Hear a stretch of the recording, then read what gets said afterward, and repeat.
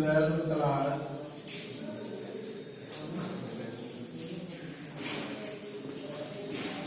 Math जो है में कैलकुलस पार्ट। तो कैलकुलस में फर्स्ट जो टॉपिक आता है limit and continuity of a function. Function हम लोग डिस्कस कर चुके हैं। तो फंक्शन क्या है? तो if x and y are such related so that for each value of x we get an unique value of y. As for example, y equal to आप कंसीडर x स्क्वायर किया, यह एक relation हुआ, x लिया y लिया, x का value 1 लिया, y 1 आ गया, x का वैल्यू -1 पुट किया, 1 आ गया, 2 लिया 4 आ गया। इस तरह से देख रहे हैं कि for each value of x you get a unique value of y. So here you can say y is a function of x. This is like that y is function of x. Mathematically you can write y equal to fx. f को आप function पढ़ते हो और जो bracket है इसको of कहा करते हो। तो function of x is equal to y means y is a function of x. तो y के स्थान पर यहाँ पर x स्क्वायर है, x square equal to fx, that is fx equal to x square. तो फंक्शन बहुत तरह के हो सकते हैं, लेकिन कुछ फंक्शन का हम लोग विश्लेषण करें तो एक होता है इवन फंक्शन। इवन फंक्शन आप fx निकालो और f माइनस एक्स निकालो, ये दोनों इक्वल हो गया तो बोलेंगे कि इवन फंक्शन हो गया। As for example fx equal to x square. तो f माइनस एक्स आप निकालो तो माइनस एक्स का स्क्वायर एक्स स्क्वायर आ गया, मीन्स fx और f माइनस एक्स दोनों इक्वल है। And so fx equal to x square एक गिवन फंक्शन हुआ। Next odd function fx is equal to minus f minus x. As for example fx आप ले लो x cube, so f minus x cube हो जाएगा। तो minus f minus x is equal to x cube, that is fx equal minus f minus x का, that is fx equal to x cube is an odd function. Okay, तो हम लोग कुछ function के type को discussion हम लोग कर रहे हैं। ठीक है, आगे बढ़ते हैं।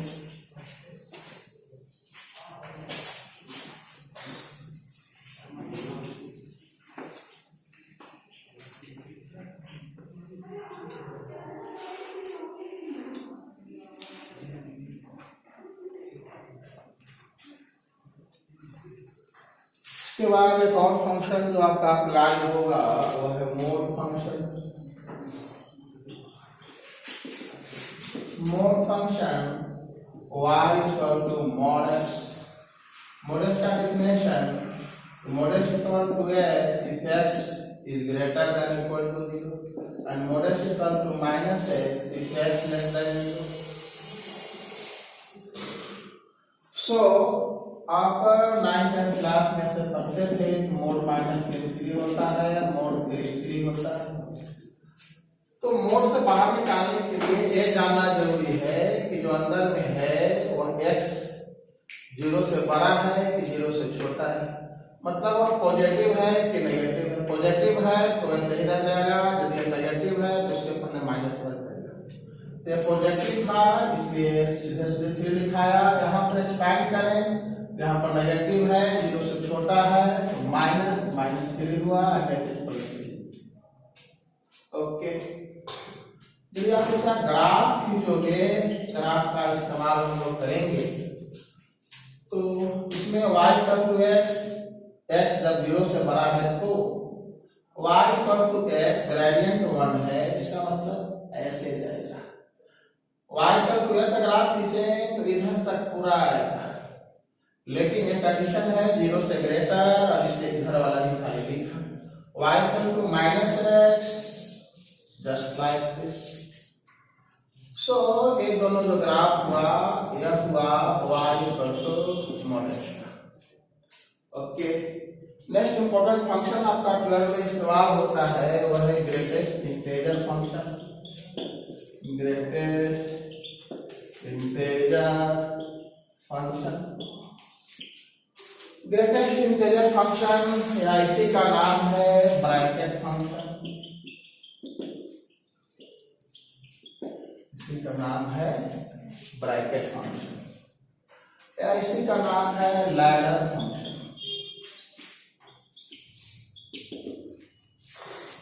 इसे y = हमने लिखा ब्रैकेट x।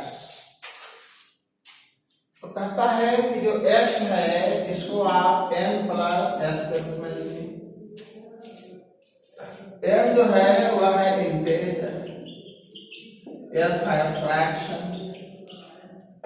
इंटीजर मतलब 0 1 2 3 -1 -2 -3।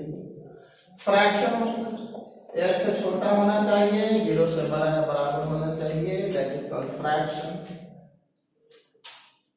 तो x को आप कन्वर्ट करोगे n + f के रूप में, मतलब इंटीजर प्लस फंक्शन के रूप में आप एक्सपैंड करोगे।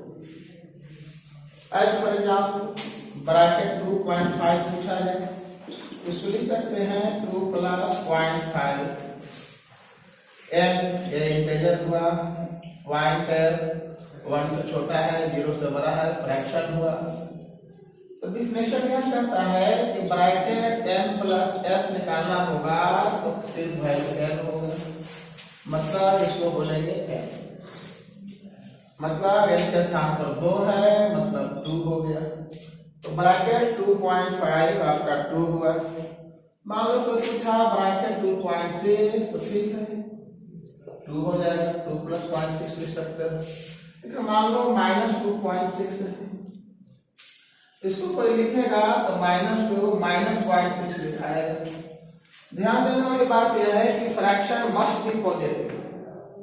आप -2.6 को ऐसे थोड़ा लिख सकते हो कि -2 और +0.6, गलत हो जाएगा, पॉइंट को से घट जाएगा तो फिर घबरा जाएगा, तो वहां पर माइनस लिखना पड़ेगा। तो इसको प्लस में कन्वर्ट करना है तो हम ऐसे क्या कि -2 -1 +1 -0.6 लिख दिया, ये 1 1 कट गया, उतने हो जाएगा ना।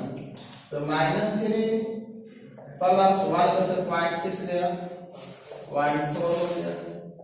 और अब n + n के रूप में आ गया, हमको फ्रैक्शन हमेशा पॉजिटिव होता ही है, तो ये आ गया आपका -3। सो हमने देखा क्या कि ग्रेटेस्ट इंटीजर फंक्शन का इनिशियल डिफिनेशन क्या है। इसका यदि फुल डिफिनेशन हम लोग निकालना चाहें तो ऐसे कर सकते हैं आप। इससे मैं साफ जगह बना लेता हूँ।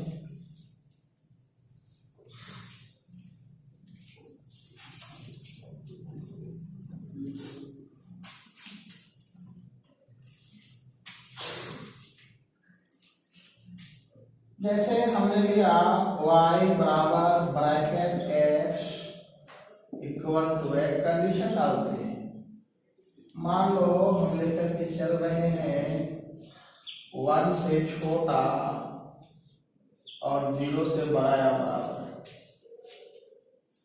एज फॉर एग्जाम्पल आप 0.5 ले सकते हो, तो 0.5 का ब्रैकेट निकालना हो तो लिख सकते हैं इसको 0 + 0.5। है ना।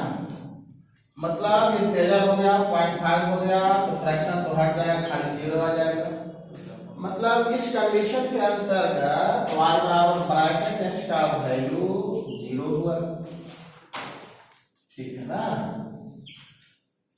आगे बढ़ो, x का वैल्यू 2 से छोटा लो और 1 से बड़ा लो, greater than 1 and less than 2 equal to b है। तो 1.5 में से यहाँ पर हो जाएगा 1.5 तो 1 आएगा। 2 कब आएगा, जब x 3 से छोटा होगा और 2 से ग्रेटर होगा। 3 कब आएगा, 3 के बराबर होगा और 3 से 4 से छोटा होगा, ठीक है। ऊपर की ओर -1 सोचे कब आएगा, तो x का वैल्यू क्या लोगे सोच करके बताओ, कितना कितना का बीच में रहेगा तब होगा। तो 0 से छोटा ले लें और -1 से बड़ा ले लें,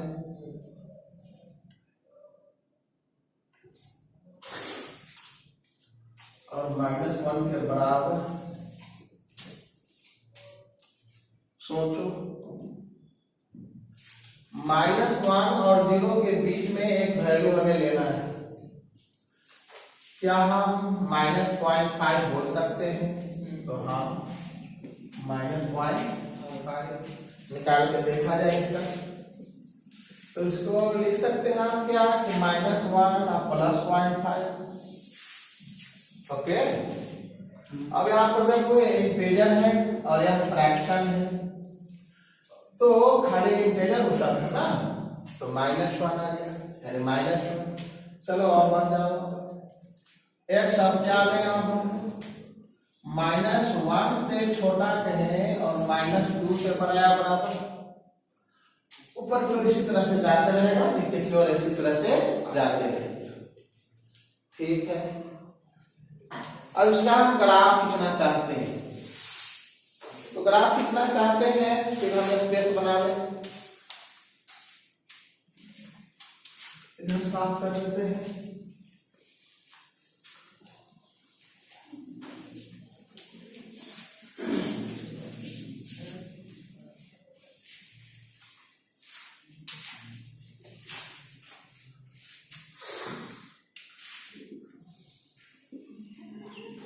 x एक्सिस है, y एक्सिस है,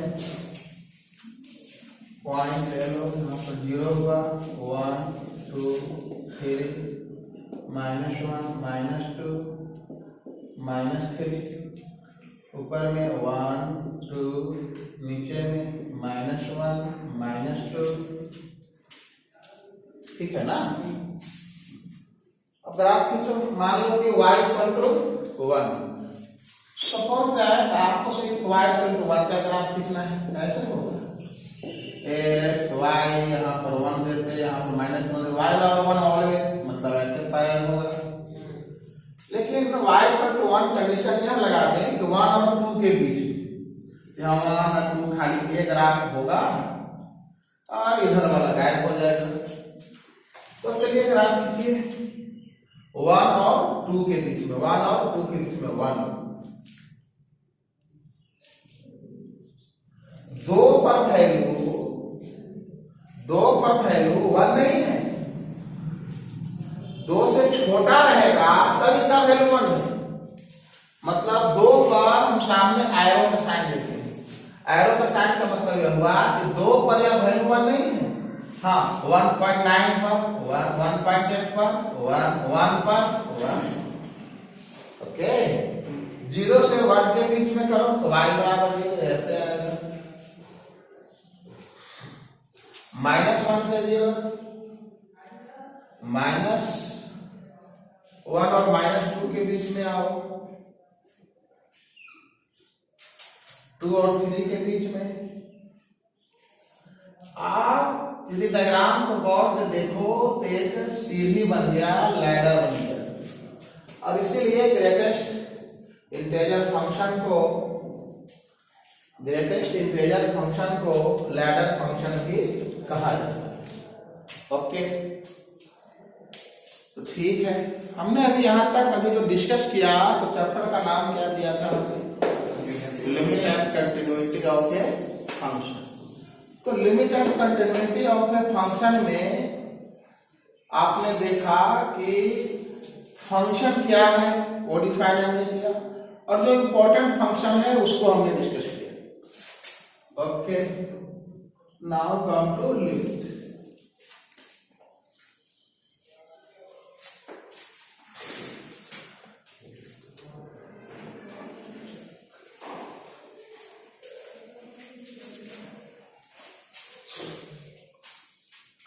limit of a function, limit of a function. 2 minute आप थोड़ा सा रिवीजन मार लो, दिमाग में घुमा लो, उसके बाद फिर इसको हम शुरू करते हैं।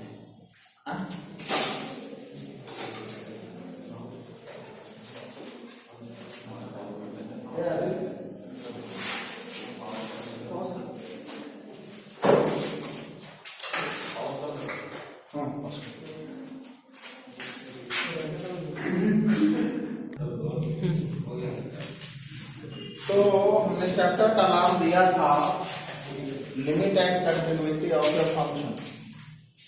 तो limit and continuity of a function में फंक्शन को डिफाइन किया था, है ना। अब देखो लिमिट ऑफ ए फंक्शन का हम लोग डिस्कशन करना चाहते हैं। तो लिमिट ऑफ ए फंक्शन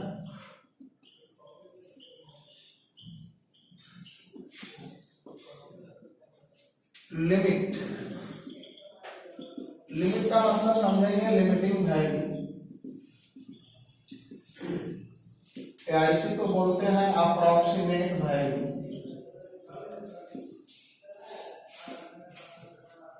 तो लिमिटिंग वैल्यू या अप्रॉक्सीमेट वैल्यू, एक्चुअली में जो वैल्यू होते हैं ना, यही 2 टाइप का होता है। एक को बोलते हैं लिमिटिंग वैल्यू और दूसरे को बोलते हैं एक्चुअल वैल्यू। एक्चुअल वैल्यू या बोले रियल वैल्यू, या और बोल सकते हो एग्जैक्ट वैल्यू।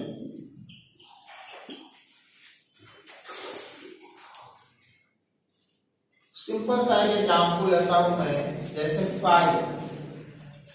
पाई जो है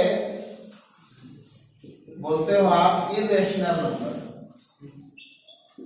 इरेशनल नंबर मतलब क्या? No exact value, no exact value. अब पाई का ये जो आप वैल्यू लिख देते हो 22/7, ऐसे नहीं लिखना चाहिए, ये अप्रोक्सीमेट 22/7 है। मतलब 22/7 जो है वह पाई का अप्रोक्सीमेट वैल्यू है। Approximate value of pi is equal to 22/7। कोई पूछे कि एक्चुअल वैल्यू बताओ, बोलो हम नहीं बता सकते, सिर्फ अप्रोक्सीमेट वैल्यू ही बता सकते हैं। तो वैल्यू अब आपको दिमाग में आ रहा होगा कि एक अप्रोक्सीमेट होता है, एक एक्चुअल होता है, ठीक है। हमने ऐसे भी खात को निकालने के लिए कहा कि fx = x² - 9/x - 3, और हमने कहा कि f2 आप निकालो, तो 2 इसमें पुट करते हो, यानी 4 - 9 - 1 होगा -5 - 1 5। क्या नहीं, आप f2 का वैल्यू निकाले तो 2 इसमें भरे और वैल्यू निकल गया 5। मतलब f2 का मीनिंग क्या हुआ? तो actual value of fx at x = 2। और यदि हम निकालना चाहें f3 का वैल्यू, तो 3 इसमें पुट करोगे, तो 3² - 9/3 - 3, मतलब 9 - 9 3 - 3 0/0। अब 0/0 का एक मन करता है कि कटवा कर 1 लिख दें, मतलब जैसे 4/4 1 करते हो। दूसरा मन करता है कि नहीं कैसे होगा।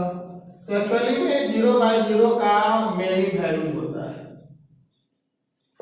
जैसे आप ऐसे समझो 0 × 10 = 0, 0 इधर गया, 0/0 बराबर हो गया 10।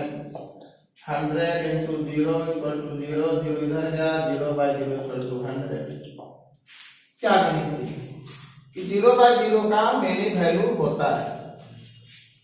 मतलब F3 का वैल्यू निकालने चला आप तो इसका वैल्यू नहीं निकला। मान लो किसी के गार्जियन ने स्टूडेंट हमसे पूछे कि मेरा बच्चा कैसा पढ़ने में, मैं बोलूं कि बहुत अच्छा। फिर अगला दिन आए पूछे तो बहुत खत्म लिखा हूं। क्या मतलब?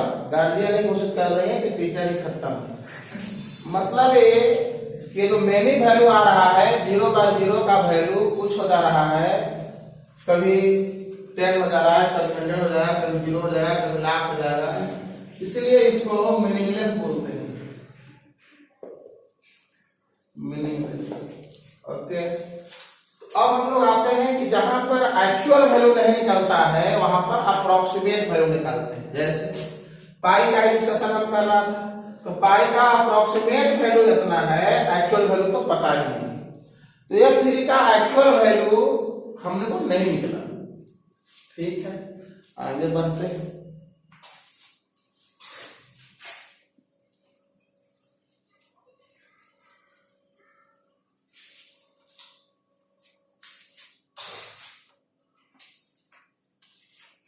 जैसे आपने यहां पर पढ़ा था F2 का मतलब actual value of Fx at x = 2। इसका मतलब Fx लिखा हुआ है तो इसको पढ़ेंगे actual value of Fx at x = a। ठीक है, तो हम चाहते हैं limiting value of Fx at x = a। तो limiting value of Fx at x = a, इसको ऐसे लिखते हैं limit x tends to a Fx। यहां पर हमने पढ़ा x टेंड्स टू a, मतलब x a की ओर अग्रसर करता है, मतलब x a के करीब करीब बराबर है, मतलब x थोड़ा सा छोटा है a से या थोड़ा सा बड़ा है। ठीक है, तो ये जो x लेस देन a है, x ग्रेटर देन a है, x टेंड्स टू a हमने कहा। तो लिमिटिंग वैल्यू निकालने के लिए a पर नहीं निकालेंगे, बल्कि a से थोड़ा सा कम या थोड़ा सा ज्यादा पर निकालेंगे। फिर हम वहीं पर आते हैं जहां पर Fx बराबर हम लिए हुए क्या थे। तो Fx = था x² - 9/x - 3। अब F2 का वैल्यू तो निकला था, लेकिन F3 का वैल्यू नहीं निकला है। F3 का वैल्यू जब हम निकालने हैं तो 0/0 आ जाता है, यानी Fx का लिमिटिंग वैल्यू हम लोग निकालेंगे। मतलब यदि हम ऐसे लिखें limit x tends to 3 x² - 9/x - 3, ये जो लिखा हमने कि limit x tends to 3 x² - 9/x - 3, इसको पढ़ो। इसको क्या पढ़ते थे? Limiting value of Fx। यहाँ पर Fx के स्थान पर इतना है, यानी इतना का लिमिटिंग वैल्यू कितना पर x = 3। भले ही पढ़ रहे हैं x = 3 पर, लेकिन मन में क्या है, x 3 के बराबर नहीं है, बल्कि 3 से थोड़ा सा कम है या थोड़ा सा ज्यादा है। तो क्वेश्चन 11 में कैसा बनाते थे कि इवैल्यूएट, अब इतना का वैल्यू निकालना है, यानी इतना का लिमिटिंग वैल्यू निकालना है आपको। तो इवैल्यूएट कितना ये क्वेश्चन आ गया, तो इसको हम बनाएंगे x टेंड्स टू 3, यहाँ पर फैक्टराइज कर दो तो x + 3 x - 3/x - 3। अब समझो जरा बात को, जब तक ये नहीं दिया हुआ रहे कि x 3 के बराबर नहीं है। यदि x 3 के बराबर रहा, x यदि 3 के बराबर रहा, तब क्या 0 आ जाएगा और यहां भी 0 आ जाएगा। और 0/0 का बताया गया है मीनिंगलेस। तो 0/0 मीनिंगलेस है और इसलिए 0 कटवा नहीं सकते। तो यहां पर ध्यान दो, x tends to 3, x tends to 3 मतलब ये कि 3 से थोड़ा सा कम है या थोड़ा सा। तो यदि 3 को थोड़ा सा ज्यादा यदि आप समझते हो तो 3 कटेगा, थोड़ा सा यहाँ बचेगा थोड़ा सा। तो यह बात समझते हुए कि x 3 के बराबर नहीं है, इसको हम लोग कैंसिल कर सकते हैं। अब क्या ऊपर लिखे, तो limit x tends to 3 x plus 3। अब इसको पढ़ो आप लैंग्वेज में, approximate value of x plus 3 at x equal to 3। तो 3 आप इसमें पुट करोगे, लेकिन आपको कोई कह सकता है हमसे कि सर हम 3 का पुट करें, या तो आप कह रहे थे कि 3 से छोटा है या 3 से बड़ा था। तो 3 से थोड़ा सा छोटा ही हम भरते हैं। तो 3 से थोड़ा छोटा भरें तो 2.9999 ऐसे भराएगा, और ये करोगे तो 5.9999 आएगा। और हम तो अप्रोक्सीमेट वैल्यू ही निकाल रहे हैं, तो 5.9 का तो आ गया 6 ना। तो फिर इसको तो आप सीधा सीधे भी हम बना सकते थे कि भैया जब नीचे में कुछ नहीं रहे तो सीधे इसमें पुट कर दो, यानी 3 प्लस 3 हुआ और 6 आ गया। तो ये है आपका लिमिट का कंसेप्ट। ठीक है, आगे बढ़ते हैं।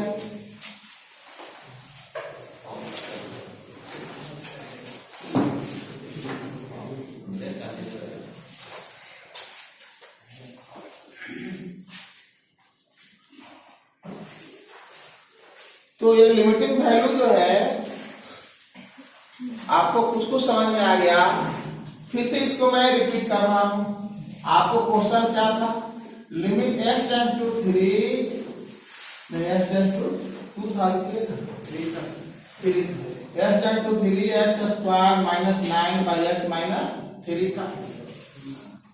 तो इसका लिमिटिंग वैल्यू आपने निकाला तो कितना आया, 6 आया था ना, 6 आया। आपने क्या किया था, थोड़ा सा ज्यादा लेके चला था या थोड़ा सा कम। तो इस टाइप का जो क्वेश्चन होते हैं ना, तो जनरल डायरेक्ट फॉर्मूला से भी बना सकते हैं। इसमें 11 में आप फॉर्मूला पढ़े थे, limit x tends to a x के पावर n माइनस a के power n by x minus a equal to n into a के पावर n माइनस 1। अब ये फॉर्मूला भी आपका 12 में इस्तेमाल होगा, इसलिए मैं रिपीट यहां पर किया। और इसको इस फॉर्मूला के हेल्प से यदि बनाना चाहो आप तो ऐसे बना सकते हो, limit x tends to 3 x square minus 9 को लिख दो 3 का स्क्वायर,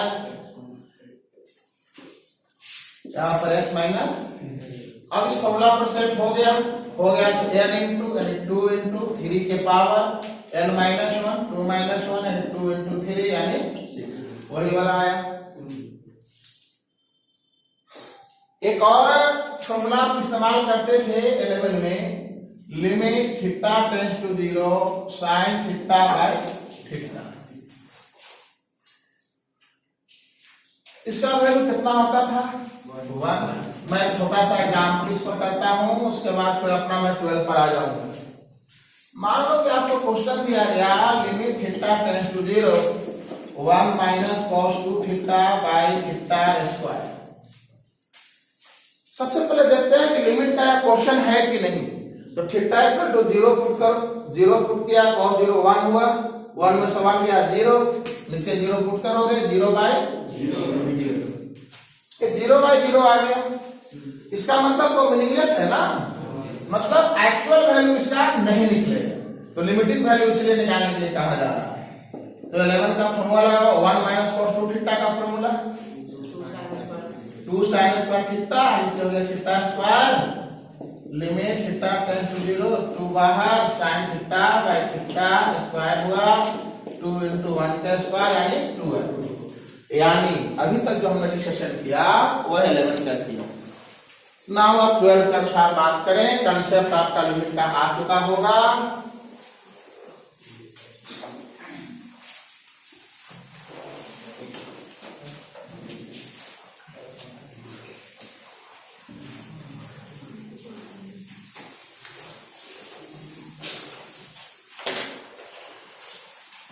तो फिर वहीं से स्टार्टिंग करते हैं। पहली बात कि एक्चुअल वैल्यू निकालना आप चाहते हो, एक्चुअल वैल्यू यदि नहीं निकला तब क्या निकालते हो, लिमिटिंग वैल्यू। और यदि लिमिटिंग वैल्यू भी नहीं निकला, या क्वेश्चन यह राय हो सकता है क्या सबका लिमिटिंग वैल्यू निकलेगा, तो बोलता है कि नहीं, लिमिटिंग वैल्यू जो है वह कुछ का निकलेगा और कुछ का नहीं निकलेगा। तो आप देख रहे थे कि थोड़ा सा कम पर भी निकाल सकते हैं और थोड़ा सा ज्यादा पर भी निकाल सकते हैं। तो यदि थोड़ा सा कम पर निकालें और थोड़ा सा ज्यादा पर निकालें और वह दोनों वैल्यू बराबर आए, तब बोलेंगे कि लिमिटिंग वैल्यू निकलेगा। और यदि बराबर नहीं आया तो लिमिटिंग वैल्यू भी नहीं निकलेगा। फिर से आई रिपीट, एक्चुअल वैल्यू क्या हमेशा निकलेगा, नहीं। एक्चुअल वैल्यू नहीं निकलेगा तो क्या निकालने की कोशिश करेंगे, लिमिटिंग वैल्यू। क्या लिमिटिंग वैल्यू हमेशा निकलेगा, नहीं। कभी कभी निकलेगा और कभी कभी तो निकलेगा, उसी को बोलते हैं कि लिमिट एग्जिस्ट करेगा। तो कहता है कि limit x tends to a f x exist, कब एग्जिस्ट करेगा, if limit x tends to a और x को थोड़ा सा कम लिया हमने, यानी a से कम लिया, और fx इसका वैल्यू निकाले और limit x tends to a s greater than a इसका वैल्यू निकाले। यदि इसका वैल्यू और इसका वैल्यू दोनों का बराबर आ जाए, गौर से देखो यहां पर क्या है, x a से कम और यहां पर x a से थोड़ा सा फील कराए। यदि यहाँ पर लाइन पर रिप्रेजेंट करें x बराबर a को, तो इधर वाला पार्ट जो है हो जाएगा s ग्रेटर देन a और इधर वाला पार्ट हो जाएगा s लेस देन a। हमको तो थोड़ा सा ज्यादा करना है, थोड़ा ज्यादा करना है हमने राइट के, थोड़ा सा कम करना है मतलब, इसीलिए इसको बोलते हैं हम लोग हैं left hand limit, left hand limit. और इधर वाला को बोलेंगे राइट हैंड लिमिट। ओके, तो थोड़ा सा कम पर निकालेंगे तो लेफ्ट हैंड लिमिट, थोड़ा सा ज्यादा पर निकालेंगे तो राइट हैंड लिमिट। लिमिट निकालने के लिए डायरेक्ट क्वेश्चन 11 में क्या होता था, इवैल्यूएट, मतलब वैसे ही क्वेश्चन आते थे जिसका लेफ्ट हैंड लिमिट और राइट हैंड लिमिट दोनों बराबर होता था। क्योंकि दोनों बराबर होता था इसलिए वहां पर left hand limit right hand limit का बातें नहीं करते थे। लेकिन अब ऐसा नहीं है, कोई लिमिट क्वेश्चन रहेगा 12 में तो पहले थिंकिंग करना है कि उसका लेफ्ट हैंड लिमिट और राइट हैंड लिमिट इक्वल होगा कि नहीं होगा। यदि इक्वल होगा तो ही उसका लिमिटिंग वैल्यू निकलेगा, अन्यथा लिमिटिंग वैल्यू नहीं निकलेगा। ओके, तो एक क्वेश्चन से इसमें समझते हैं। अच्छा, और इसका फॉर्म हो सकता है, x देखो क्या कर रहा है, a से छोटा ना, तो ऐसे करो, मान लो let x equal to a minus x, थोड़ा सा छोटा कर रहे हो, इसका मतलब कि s टेंड्स टू 0 है। और इधर वाला मानेंगे क्या करेंगे, x equal to a plus x मानेंगे। तो लेफ्ट हैंड लिमिट ध्यान देना, x इक्वल टू भरो यहाँ पर a minus x, a cut गया, माइनस x टेंड्स टू 0, मतलब x टेंड्स टू 0 माइनस से मल्टीप्लाई करने के बाद, मतलब इसको और दूसरा नोटेशन क्या हो सकता है कि limit x tends to 0, x के स्थान पर a माइनस h बस। और इधर में आ जाओ, राइट हैंड लिमिट में मानो क्या, a प्लस h ना, a प्लस h पुट किया आपने, h h a cancel, h tends to 0, यहाँ पर h टेंड्स टू कौन, इधर में हो जाएगा h टेंड्स टू 0 और f यहाँ पर जाएगा a प्लस। तो लेफ्ट हैंड लिमिट का यह भी है नोटेशन, यह भी नोटेशन है, लेकिन ज्यादा क्वेश्चन जो है ना हम यह सिंबल इस्तेमाल करके बनाएंगे। ठीक है, तो एक 12 का क्वेश्चन लेते हैं।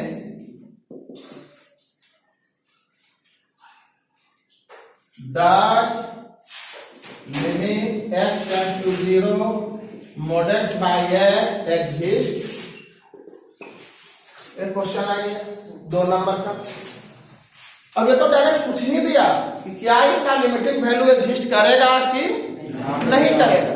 तो हम क्या करेंगे, पहले लेफ्ट हैंड लिमिट निकालेंगे और फिर राइट हैंड लिमिट निकालेंगे। तो चलिए सॉल्यूशन कीजिए आप। लेफ्ट हैंड लिमिट कैसे लिखते हो? लेफ्ट हैंड लिमिट को लिमिट बॉल x टेंड्स टू 0 है तो 0 लिखाएगा। यहाँ पर देखो x लेस देन है ना, मतलब x क्या करता है लेस देन, और इधर क्या लिख दो mod x बाय, आगे बढ़ो x लेस देन, तो mod x का डिफिनेशन है ना मालूम, mod x का होता है कौन सी माइनस, तो माइनस x बाय लिमिट में है x tends to 0 x cut गया, कितना बचा? अब यहाँ कुछ है नहीं तो भरो है कुछ, यानी माइनस 1 आ गया ना। और राइट हैंड लिमिट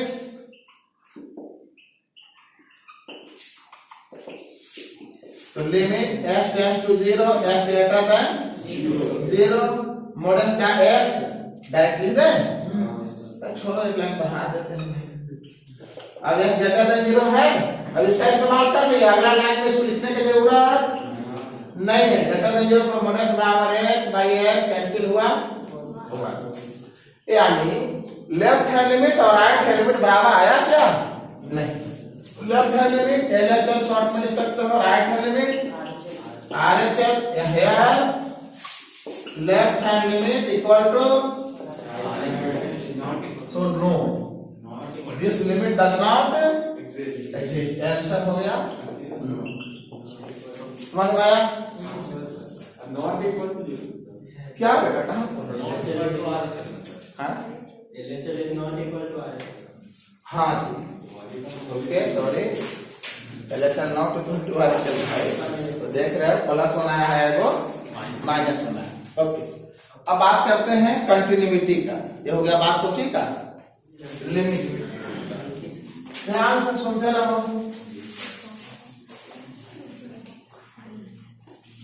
खाली भूल भान मत करो।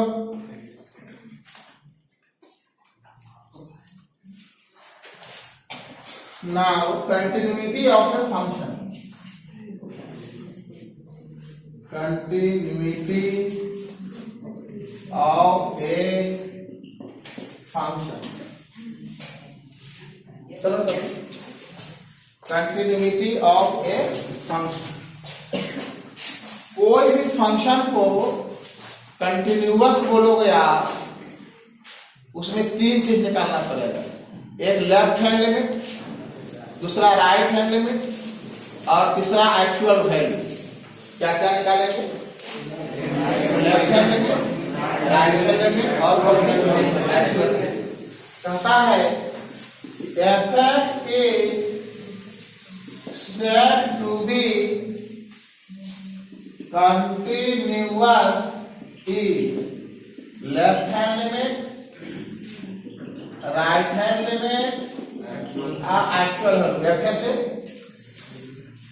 यहाँ पर a पर हम लोग डिस्कस कर रहे हैं, x इक्वल टू a, तो लेफ्ट हैंड लिमिट a पर, राइट हैंड लिमिट a पर और एक्चुअल वैल्यू a पर। कंटिन्यूटी का मतलब ये है ज्योमेट्रिकली कि भाई जो कोई फंक्शन है वह कंटिन्यूअस है कि नहीं है, लगातार है कि नहीं। जैसे किसी का ग्राफ हम खींचे, जैसे y इक्वल टू मॉडल का ग्राफ कैसा आता है, ऐसा आता है ना। तो लगातार ग्राफ है, टूटा हुआ नहीं, ठीक है। लेकिन मान लो एक f(x) हम ऐसा कोई ग्राफ रहे, जैसे ladder function, ladder function graph क्या रहा था, 0 और 1 के बीच में ऐसे, फिर यहां पर ऐसे, फिर यहां पर ऐसे,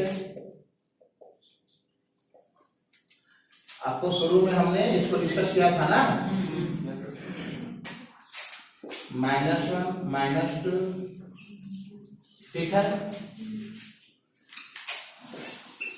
ग्राफ कहां कहां पर टूटा हुआ है, ध्यान, 1 पर टूटा हुआ है, 2 पर टूटा हुआ है, तो बोले कि 1 और 2 के बीच में कंटिन्यूअस है, लेकिन 1 पर कंटिन्यूअस, 2 पर कंटिन्यूअस नहीं।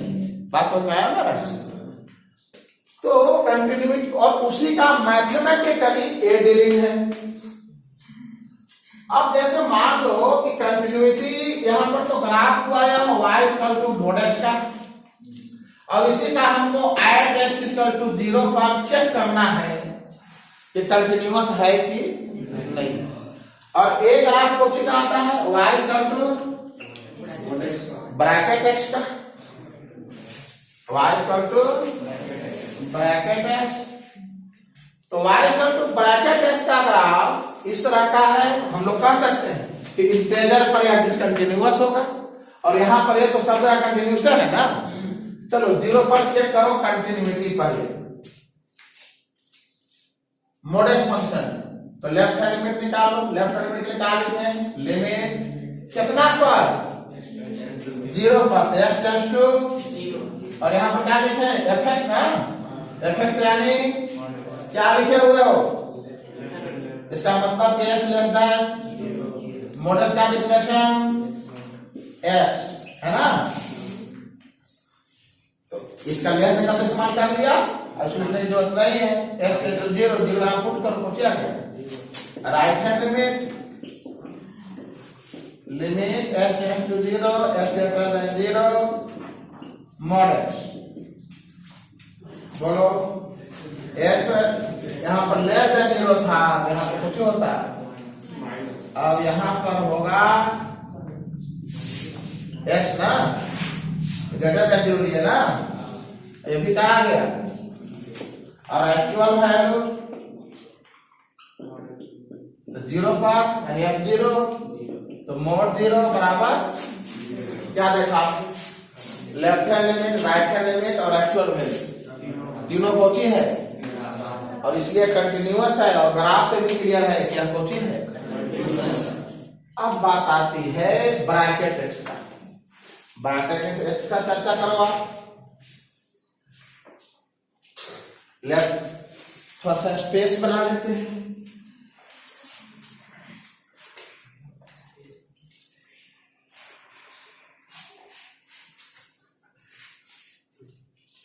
y = bracket check continuity at x = 2 हो गया इंटीजर। बनाओ लेफ्ट हैंड लिमिट ऐसा लिखेंगे, तुम लोग बोलोगे मैं लिखूंगा, लिमिट कितना पर, x tends to x less than, और यहां पर क्या, अब मैं नहीं बोलूंगा, इसका वैल्यू तुम लोग बताओ, 1 to 2, 1 to 2 ब्रैकेट इसका वैल्यू 2, इतना पढ़ाया था काले ब्रैकेट 2 से छोटा है ना, 2 से छोटा जैसे 1.8 और 1.8 का ब्रैकेट 1 खाली इंटीजर होता था, फ्रैक्शन वाला हट जाता था, ठीक है ना, तो इसका वैल्यू कितना हो गया 1। Right hand limit, right hand limit x tends to 2, s greater than bracket है फुल वैल्यू 2, क्यों 2 पॉइंट समथिंग होगा, और 2 पॉइंट समथिंग हुआ तो समथिंग वाला हट गया, बचा तो जी एक्चुअल वैल्यू ब्रैकेट 2 निकलेगा, ब्रैकेट 2 कितना, 2। क्या देखा आपने, left hand limit, right hand limit, actual value तीनों बराबर आया क्या, कोई भी बराबर नहीं आए तो वह कंटिन्यूअस, इसका मतलब 2 पर कंटिन्यूअस। तो कहता है कि ब्रैकेट x फंक्शन जो है किसी भी इंटीजर पॉइंट पर डिसकंटिन्यूअस, ठीक है। यानी चेक कंटिन्यूटी था 2 का, तो आंसर आया क्या? नो, नॉट कंटिन्यूअस, है ना, नॉट कंटिन्यूअस मतलब डिसकंटिन्यूअस, ठीक है। चलिए ठीक है, इसके बाद आता हूं मैं डिफरेंशिएबिलिटी पर, differentiation.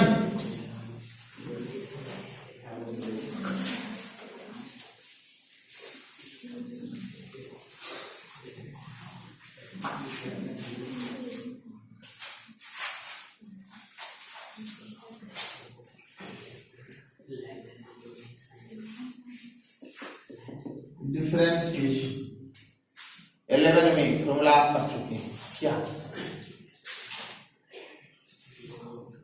d by dx of fx equal to, बोल, limit x tends to f x plus minus by, ठीक है ना, ये था। और आप इस फॉर्मूला पर जैसे निकालते थे d by d x sine x का, क्या हो जाएगा? Limit x tends to 0 sine x plus minus by, और इसी को सॉल्व करते थे तो आता था कहोगी, ठीक है। ऊपर का d को क्या करते हैं? डिफरेंशिएशन, और निचल का d को विथ रेस्पेक्ट, ठीक है। ऐसा हम लोग 11 में कर चुके हैं। अब यहां पर बात सुनिए, जैसे वहां पर कंटिन्यूअस का चेक करते हैं ना, यहां पर डिफरेंशिएबिलिटी का चेक करते हैं कि कोई पॉइंट पर फंक्शन जो है वह डिफरेंशिएबल है कि नहीं। ध्यान से देखना, fx is said to be differentiable, fx को हम लोग क्या बोलते हैं? डिफरेंशिएबल का differentiable eight x is equal to a पर है, x के स्थान पर कितना भरेंगे? a, है ना। तो यहां पर a भरो, मतलब कितना आएगा? ई limit s tends to 0 f plus h minus fx by exist. यदि यह एग्जिस्ट करता है तो बोलेंगे कि डिफरेंस, यदि यह एग्जिस्ट नहीं करता है तो नॉट डिफरेंशिएबल। अब सुनो, कोई लिमिट एग्जिस्ट कब करता है जी? जब लेफ्ट हैंड लिमिट और राइट हैंड लिमिट दोनों इक्वल होते हैं। तो इसका लेफ्ट हैंड लिमिट बनाओ, इसका कैसे लिखोगे? Limit s tends to 0 h less then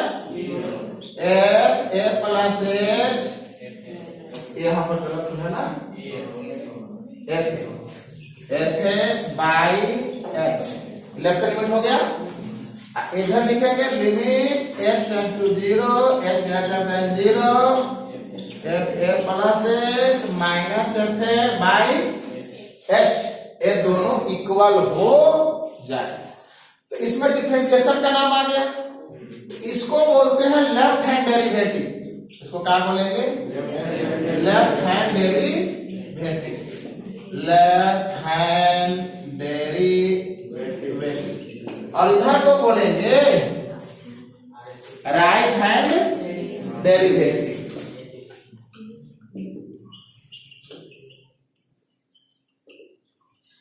अब ध्यान, हाँ, डेरिवेटिव जो लिखे a माइनस नहीं, यहाँ पर वही रहेगा। यहाँ पर सिंबल h लेस देन 0 छोड़ देंगे, तब यहाँ पर माइनस h लिखाएगा, यहाँ पर माइनस h लिखाएगा, ठीक है। दो जगह माइनस h। आप बुक की बात कर रहे हैं, बुक के लैंग्वेज का बात कर रहे हैं, आप अपने लैंग्वेज पर रहें, ओके।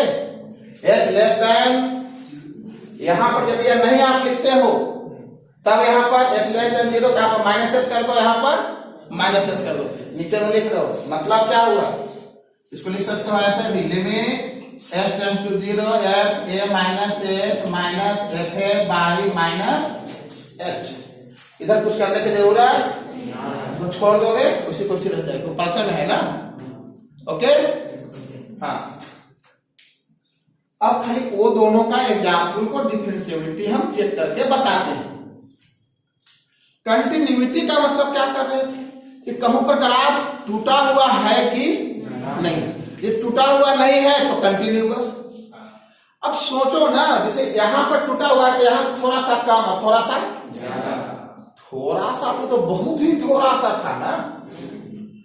यहां पर इसमें थोड़ा सा एन आ गया, वोल्यूमेट्रिक में नहीं किया। थोड़ा सा एन में थोड़ा सा एन में गए तो ये हो रहा है, इसलिए डिसकंटिन्यूअस हो गया। ठीक है, ये बताओ डिसकंटिन्यूटी का मतलब लैंग्वेज में निकालने का क्यों ऐसा था? क्योंकि यदि टूटा हुआ है तो थोड़ा सा कम में जाएंगे, थोड़ा सा आगे पीछे जाएंगे तो काम गड़बड़ होना ही है ना। ठीक, तो कंटिन्यूटी का मतलब आप समझ रहे हो कि लगातार है कि नहीं, या फिर left hand limit right hand limit और एक्चुअल वैल्यू को देखेंगे कि वो इक्वल हो रहा है कि नहीं। एंड नाउ डिफरेंशिएबिलिटी में क्या बात है, उसका ज्योमेट्रिकल मीनिंग क्या है? डिफरेंशिएबिलिटी कहता है कि डिफरेंशिएबल तब होगा जब उस पॉइंट पर टैंजेंट खींच सकते हैं कि नहीं। यदि टैंजेंट खिंचा सकता है तब बोलेंगे डिफरेंशिएबल है, और टैंजेंट नहीं खिंचाएगा तो डिफरेंशिएबल नहीं। तो यहां पर देखो y का तो मॉडल से ग्राफ है, यहां पर टैंजेंट खिंचा सकता है ऐसे ऐसे ऐसे, लेकिन यहां पर टैंजेंट खिंचाएगा, यहां पर ऐसे की कैसे। ठीक है ना, इसका मतलब y टू मॉडल जो है वह डिफरेंशिएबल नहीं है, s इक्वल टू 0। एक बात और सोचो, यदि वह कंटिन्यूअस ही नहीं है तो टैंजेंट खिंचाएगा वहां पर का, यानी डिफरेंशिएबल नहीं है तो एकदम जरूरी है कि कंटिन्यूअस है।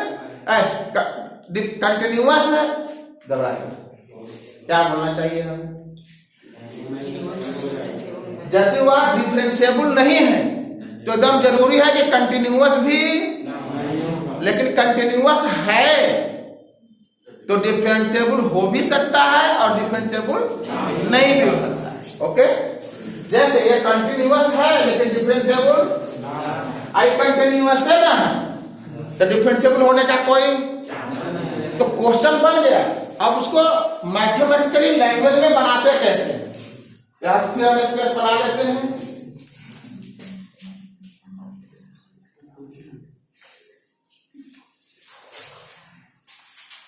आपसे कहा गया check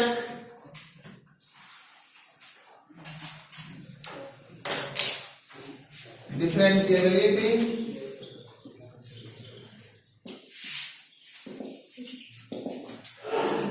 of y is equal to mod x x is equal to 0। चलो चेक करो, क्या करें बताओ। लेफ्ट हैंड डेरिवेटिव निकालोगे और क्या निकालोगे, राइट हैंड डेरिवेटिव। करके देखो, लिख पाते हो?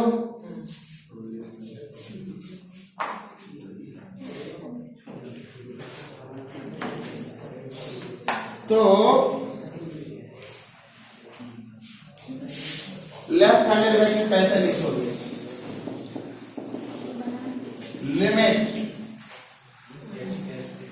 और h tends to 0, h less than 0, f a plus s था तो 0 प्लस माइनस f है यानी f 0 बाई कौन सी वैल्यू निकालिए।